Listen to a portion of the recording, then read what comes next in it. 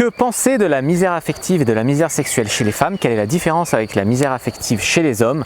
Bonjour à tous, c'est Fabrice Julien, coach auteur, expert en séduction, et dans cette vidéo je suis accompagné par Alice Bergelac. Alice Bergelac de la chaîne Le Coin Séduction, qui a fait une vidéo récemment sur la misère affective. Je vous invite à aller la voir sur sa chaîne, très intéressant. Oh là là, oui, elle a suscité beaucoup de réactions, beaucoup. Et tu es parlé vraiment de la misère affective en fait chez les femmes, et c'est ce que j'ai trouvé vraiment intéressant, qu'on ait un petit débat autour de ça ici. Alors, tout d'abord, on va faire un petit distinguo entre la misère sexuelle et la misère affective. La misère sexuelle, c'est le fait simplement de ne pas avoir de relations sexuelles, hein, et en plus tu peux avoir en manque de partenaires. Exactement, voilà. Tu peux avoir des stimuli dans la société partout qui te chauffent, à la télé, à la radio, partout tu vois du cul. Et attends, je dis un manque de partenaires, mais pas nécessairement, parce que misère sexuelle sévit beaucoup au sein des couples, des vieux couples, etc. Il y a beaucoup de couples, voilà, ils font l'amour une fois par mois et ils font plus l'amour du tout, enfin bon, bref. Et ils ont la misère aussi. C'est vrai que tu fais bien de parler de la misère sexuelle en couple, très bonne intervention. Donc ça c'est la misère sexuelle. La misère affective, c'est plus loin que le sexe. Tu peux avoir des plans cul et voilà, tu tires ton cou, la meuf elle veut pas te donner d'affection parce qu'elle veut pas s'attacher ou pour différentes raisons, elle a peur que tu sois un connard, ou elle veut faire un tour du monde dans 6 mois, elle veut pas s'attacher, elle veut juste baiser, partir. Et ça peut être aussi très frustrant dans le sens où tu es en manque un petit peu de câlins, de discussions, d'énergie féminine autour de toi, tu vois. C'est très important aussi. Au sein d'un couple, en théorie, tu peux tout avoir, le sexe et l'affection, sauf que des fois, on n'a plus que l'affection. Bon, c'est rare qu'on ait plus que le sexe, mais bon, j'imagine que ça peut arriver. Mais ça c'est plus rare, j'imagine. Oui. C'est voilà, et même des fois on n'a même plus l'affection, tu as juste une grognasse qui te parle mal et qui te prend la tête et tu baises même plus avec, c'est très compliqué. Bon, tu vois. Alors on va faire dans l'autre sens, des fois tu as juste un sale connard qui te... Allez, c'est bon, continue. Des fois t'as juste un sale connard aussi, effectivement, qui te prend la tête pour rien, qui te fait chier. Merci. Ok, donc c'est la différence entre la misère affective et la misère sexuelle. Donc la misère sexuelle chez les hommes, comme on a dit, ça va être simplement le fait de galérer à trouver une partenaire sexuelle. Ou d'avoir une partenaire à la maison qui veuille bien faire l'amour avec vous. Exactement. C'est une question presque de femme qui veut bien faire l'amour avec toi, tu vois. Alors que... Genre vous êtes imbaisable, clairement. Non, mais j'ai vu des mecs très bien qui ont fait recours à des coachings, qui n'avaient pas baisé depuis plus d'1 an, 2 ans, grands, les yeux bleus, même des donc bonnes rien fonctions. À voir avec c'est vraiment, si tu te bouges pas le cul, si tu te bouges pas le cul, tu as un mauvais lifestyle, ou tu te donnes pas les moyens, ou que tu fais quelques erreurs de base, un mec très bien peut se retrouver dans la misère sexuelle. C'est très bien physiquement et mentalement. Oui, mais même, alors les mecs bien mentalement, c'est encore pire parce qu'ils sont trop gentils, trop machin, et ils se font des fois défoncer. On peut être bien mentalement et séduisant, mais la plupart du temps, ils sont beaucoup plus effacés, ils ont beaucoup plus de mal. C'est pour ça que j'aimerais parler avec toi aussi de la misère sexuelle chez la femme. C'est différent, c'est pas une question de pas trouver de partenaire. Ça peut, mais bien souvent, c'est ce que j'essaye d'expliquer, mais qui est un petit peu mal pris. Voilà, je suis désolée pour les hommes qui vont nous écouter. C'est plus difficile. Alors, il y a plusieurs cas de figure, on va dire. Ça peut être celles qui trouvent effectivement des partenaires, mais qui ne parviennent pas à prendre du plaisir, on va dire ça. Donc, celles qui sont... C'est du mauvais sexe, elles ont que du mauvais sexe. Entre guillemets mal baisées, ils ont ça comme ça. Ce qui se transforme en grognasse. Mais tu vois, l'homme baisse pas du tout. Il serait presque content d'être mal baisé, tu vois, tellement il baisse. Sexe, bien sûr. C'est là qu'on peut dire qu'en soi, on crache dans la soupe. Voilà, non, c'est simplement que c'est la femme qui fait l'embargo, en fait. C'est-à-dire qu'on a... Oui. En fait, on est souvent en position dominante par rapport à ça, souvent en position, disons qu'on a le choix. En recherche de plus-value, peut-être. On a beaucoup de choix, trop de choix. On a trop eu l'habitude d'avoir du choix. Je prends ma génération, celle un petit peu d'avant, là, les quarantenaires, etc. On a trop eu le choix. On a grandi avec vraiment avec ça. On a toujours eu le choix. Donc, c'est pas le fait qu'on soit pourri gâté, c'est pas volontaire forcément de notre part d'écarter tout le monde, mais c'est sûr qu'on a une attitude qui fait qu'on est de plus en plus exigeante. On a de plus en plus tendance à penser qu'on est le prix, mais alors un prix, voilà, le grand prix, pas un petit prix du fin fond de la campagne. On a vraiment, en fait, on a tendance, même si par ailleurs il y a des complexes d'infériorité, de mauvaise estime de soi, etc., on a toujours tendance à penser qu'on a une valeur de dingue. Et par conséquent, on veut quelqu'un qui soit au moins aussi bien que nous, si c'est pas mieux. Et puis on a de plus en plus de critères. Alors il faut qu'il ait les yeux bleus, mais attention, vert ça marche pas. Non, il faut qu'il ait les yeux machin, le truc bidule, etc. Donc, si on faisait pareil, plus personne baiserait. Hein. C'est pas du tout défendable comme position. Tout ce que je dis, c'est que c'est ça qui se passe. C'est humain, quoi. C'est la nature. C'est humain. C'est pratiquement un réflexe. C'est devenu culturel, en tout cas, nous en France. Je parle bien de la France. C'est devenu culturel chez nous de crouler sous le choix et d'être de plus en plus exigeante. Maintenant, c'est volontaire ou pas. Chez certaines femmes, c'est conscient ou pas. Et certaines vont se laisser dépérir dans une forme de misère parce qu'elles ne voudront pas revoir leurs exigences, par exemple. Tu vois ce sera juste, non, c'est pas elles qui dysfonctionnent, c'est la société qui dysfonctionne. C'est les mecs qui sont pas assez bien. C'est les mecs qui sont pas assez bien, c'est la société qui correspond pas, etc. Donc, c'est après, il y a des mecs qui je se le remettent répète pas en encore, question. mais voilà, c'est juste histoire de vous expliquer un petit peu comment ça fonctionne. Ça existe. Ok, on a notre part de responsabilité. Après, il y a d'autres choses qui ne sont pas de notre fait. Voilà, c'est une évolution sociétale, une évolution culturelle. Les hommes sont un bain dans lequel on a grandi. Donc, peut-être que les hommes devraient plus être sensibilisés à apprendre à approcher les femmes. Déjà, ça faciliterait les choses. Et en plus, si elles étaient sûres qu'elles auraient un bon coup, elles coucheraient peut-être plus facilement. Que là, la plupart des hommes sont tellement égoïstes au lit et tiennent pas, etc. C'est-à-dire que là, on a deux tendances, tu vois, qui se dessinent entre celles qui justement veulent profiter un maximum, donc la tendance de la liberté, de la libération de la femme, libération sexuelle, etc., qui veulent vraiment se laisser aller, mais du coup, ça peut entraîner justement des misères affectives plus que des misères sexuelles. En tout cas, je parle pour les hommes.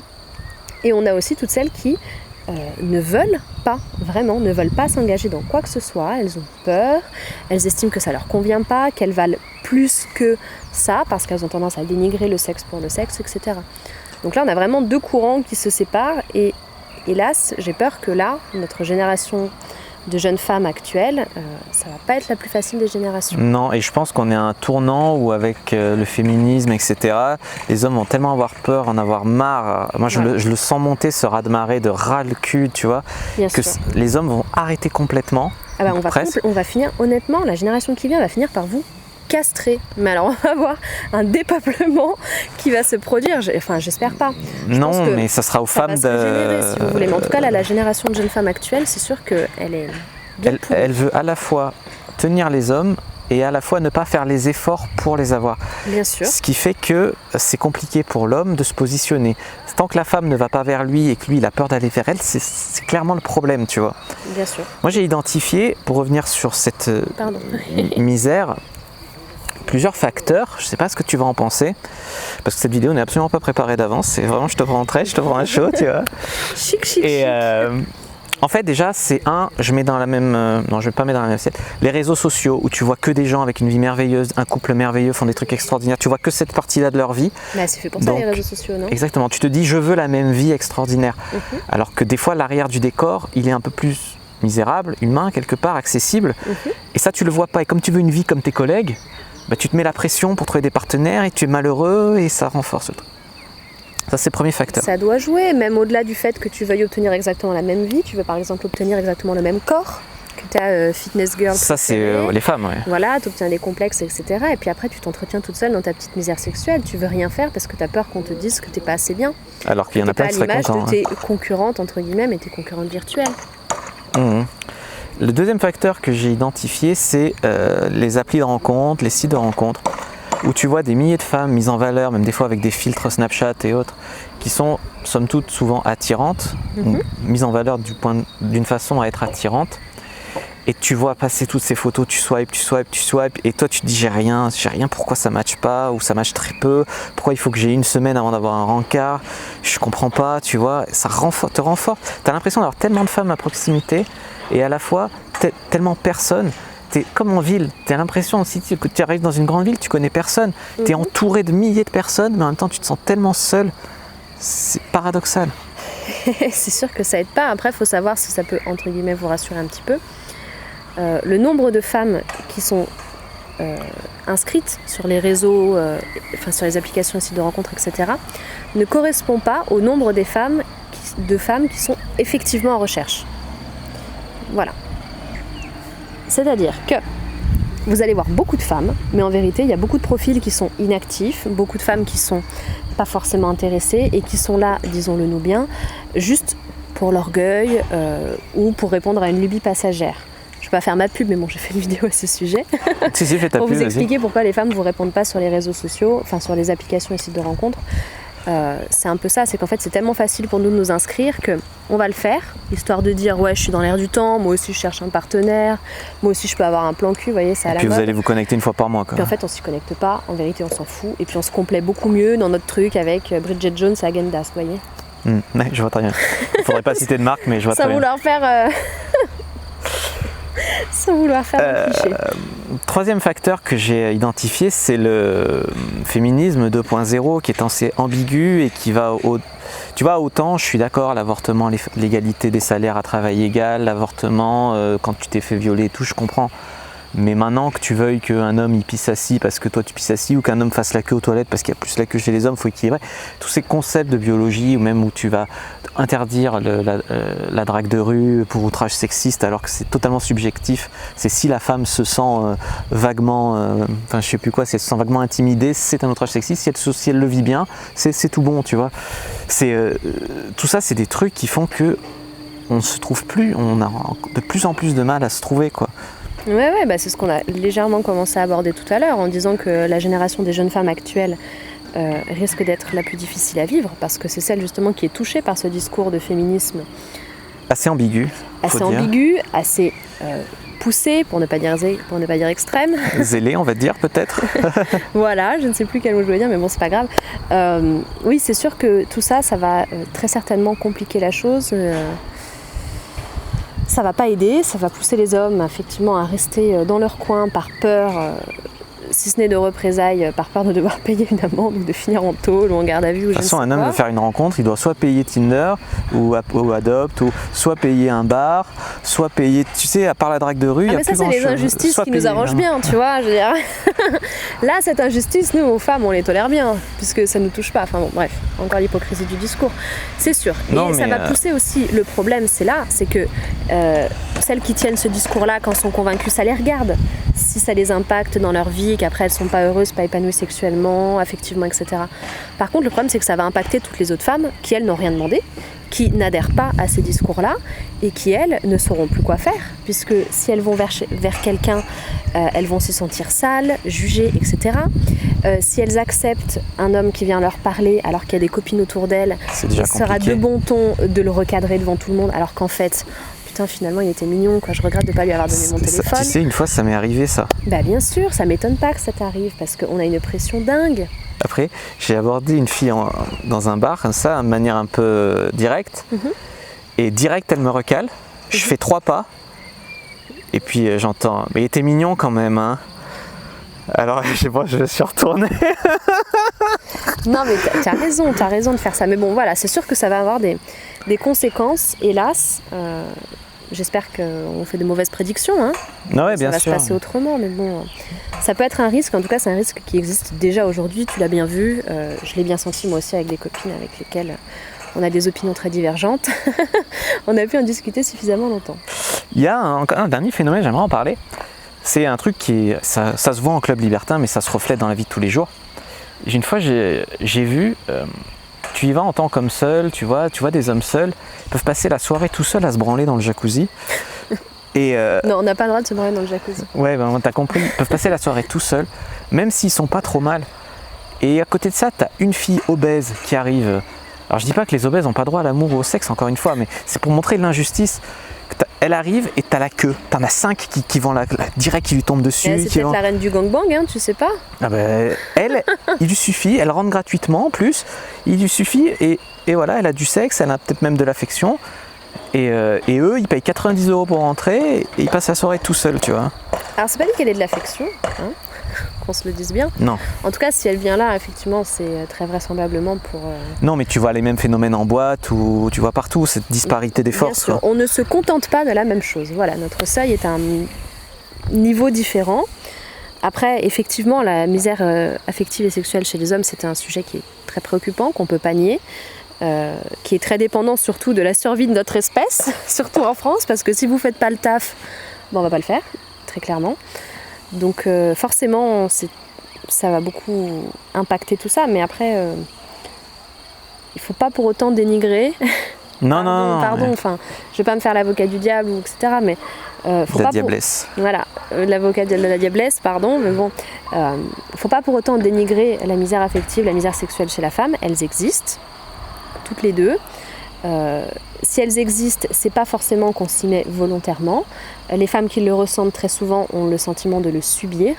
C'est pas vrai, il ne suffit pas de pour obtenir quelque chose, parce que de toute façon, dans les constructions mentales de base de la femme, non, il ne suffit pas de pour trouver un prétendant qui lui corresponde. Il y a un certain nombre d'exigences, alors soit on repart dans l'évopsie, etc., qui fait qu'on va choisir quand même un partenaire à peu près viable, pardon pour le terme, soit au-delà de ça, sur le plan culturel, on va avoir un certain nombre d'exigences et on ne va pas pouvoir descendre en dessous, c'est-à-dire on peut revoir nos exigences, mais on ne pourra pas descendre en dessous, on en est incapable. Donc maintenant, traitez-le de pourri gâté si vous voulez, mais sachez qu'il y a des choses sur lesquelles on ne peut pas agir. En tout cas, pas la génération actuelle de femmes. Maintenant, il faut travailler au corps. Non, peut-être pas. Il faut travailler les générations futures pour pas que ce genre de schéma psychologique se forme, si vous voulez. Et pour les générations actuelles, de toute façon, insultez-nous de tous les noms si vous voulez, mais de toute façon, ça changera pas, c'est comme ça. Moi, je pense qu'il y a beaucoup de gens qui vont insulter et tout, qui n'auront pas fait leur part du taf, tu vois. Si de ton côté, tu t'es formé au game, tu t'es donné les moyens de réussir, et malgré tout, tu couches quand même avec des filles, et malgré tout, tu as toujours cette opinion, c'est ton opinion. Mais si tu es dans la frustration, tu ne te donnes pas les moyens, tu es juste dans la jalousie de ceux et celles qui réussissent, tu es juste dans l'envie, dans l'orgueil, et que tu es juste dans la haine en fait, là c'est pas une critique recevable, tu vois ce que je veux te dire? Surtout si c'est une haine qui est directement dirigée contre les femmes, en disant c'est pas juste, vous avez tout ce que vous voulez, vous avez qu'à faire ceci, qu'à faire cela, c'est entièrement votre faute. Franchement, c'est pas sain comme attitude, vous allez attirer aucune femme comme ça. Non. Effectivement, on ne le niera pas, on a du choix, on a une part de responsabilité. Simplement, si vous essayez de rejeter toute la responsabilité sur nous, eh ben, débrouillez-vous les gars. Moi, je peux vous donner le témoignage en tant que pick-up artiste. Des périodes où je me bouge le cul, j'ai 10 fois plus de succès qu'une jolie fille. Enfin, de conclusion du moins. Qu'une jolie fille qui fait rien. Une jolie fille normale, lambda, si tu veux. Oui, bien sûr, même une fille moche qui va draguer, elle aura plus de succès que moi, c'est obligé. Mais une fois que tu as accepté ça, qu'elles ont des barrières mentales, des prisons, de la pression sociale, etc., tu te dis voilà, que c'est à toi de faire le taf, et c'est encore peut-être une chance et une façon aussi pour toi de viser haut et de faire des bonnes affaires, entre guillemets, si on peut dire ça comme ça.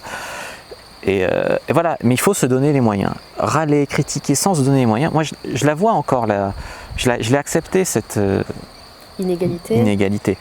Mais on peut quand même faire des choses très intéressantes. Si on se bouge le cul, on travaille, on s'en donne les moyens. Ça n'empêche pas, voilà, on est peut-être inégaux sur plein de domaines, ça n'empêche pas qu'on est complémentaires, que vous avez beaucoup de choses à nous apprendre, que malgré tout, on a beaucoup de choses à vous apprendre aussi. Et vous avez quand même besoin de nous quand même un peu quand même. Ah bah oui, un tout petit peu quoi.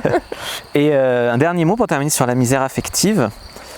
Tu dirais qu'une femme, elle la vit comment toi, la misère affective en France? Bonne question. Tu la ressentirais dans quoi? Si tu l'as déjà ressenti dans ta vie ou... Non. Ok. Non, pardon. J'ai pas souvenir d'avoir ressenti ce manque-là personnellement, parce que j'ai toujours eu la chance globalement d'avoir de quoi faire.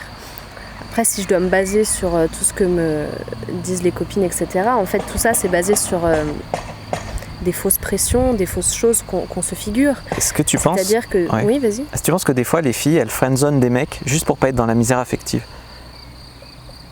Oh. Bah oui. Ouais. Non mais c'est dégueulasse. Ou elles gardent des prétendants sous le coude, elles font des rencarts, elles savent qu'elles iront pas au bout. Pour pas tomber dans la misère affective? Ouais. Oui, bien sûr. Ah oui, c'est typiquement féminin ça. C'est horrible, hein, c'est horrible. Non mais ce que je voulais dire, c'est que... Non, je pense que vous le faites pas parce que vous n'avez pas les moyens de le faire en fait, techniquement. Après, si on avait les moyens, peut-être, on ne sait pas ce qu'on ferait avec le pouvoir. Il y a que les riches, ceux qui ont le pouvoir, qui peuvent se permettre de faire des choses comme ça et qui peuvent se permettre d'être cruels sous certains aspects. Effectivement, j'avais pas compris ta question sous ce sens-là, autant pour moi. Eh bien, je te remercie pour cette vidéo très intéressante de psychologie féminine. On peut Avec te plaisir. retrouver sur YouTube et sur ton blog, Le Coin Séduction. Le serpent qui danse. Et le serpent qui danse pour les questions de sexualité. Et le blog, Le Coin Et Séduction. Instagram, enfin on mettra tous les liens en bas. N'hésitez pas à mettre un like sur la vidéo, à commenter, s'il reste des questions, on y répondra avec grand plaisir. N'hésitez pas à vous abonner à la chaîne, activer la cloche pour ne pas rater les prochaines vidéos. N'hésitez pas à vous abonner, à partager cette vidéo parce qu'elle me semble d'intérêt public Mais s'il vous plaît, soyez pas trop virulents. dans les commentaires. Si vous avez des idées contraires à partager, construisez-les. Et soyez assez factuels. Et puis moi je vous dis à bientôt et que le dieu de la séduction soit avec vous.